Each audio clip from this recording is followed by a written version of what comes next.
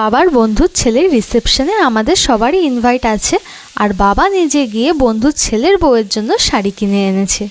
তোমাদেরকে দেখানোর সাথে সাথে আমারও দেখা হবে বাবা কীরকম কী শাড়িটা এনেছে, কারণ আমিও আগে দেখিনি। আগে দেখলে পরে আমার আসল রিয়াকশানটা ক্যামেরার সামনে আসতো না। আমি জানি আমার বাবার পছন্দ যে খুবই সুন্দর, দেখো মিলেও গেল। বাবা কত সুন্দর একটা শাড়ি এনেছে, আমারই খুব পছন্দ হয়ে গেছে। আমি তো বাবাকে বললাম পরে যে আমাকে দিয়ে দাও, বাবা বললো না আমাকে পরে এরকম একটা শাড়ি কিনে দেবে। দেখি বাবা কবে দেয়। আর তো এই শাড়িটা আর হাত থেকে রাখতেই ইচ্ছা করছে না। আমি আমার শাড়ি তোমাদেরকে কি দেখাবো, তার আগে তো আমি এটাই শুধু তোমাদেরকে দেখিয়ে যাচ্ছি। এবার চলো আমার শাড়িটাও দেখো, কারটা বেশি সুন্দর হয়েছে একটু বলো। জানি বাবার পছন্দটাই বেশি সুন্দর, তাও আমারটা দেখে নাও। আমার শাড়ির তো সবথেকে বেশি ব্লাউজটা আমার বেশি ভালো লেগেছে।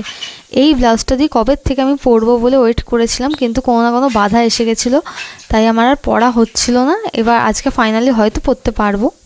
আমার শাড়ির কালারটাও আমার কাছে খুব পছন্দের। এটাকে আমার মা কি টিয়া সবুজ না কি একটা নাম দিয়েছে, আমি জানি না কতটা ঠিক কতটা ভুল, কিন্তু আমার খুব পছন্দের এটাও একটা শাড়ি।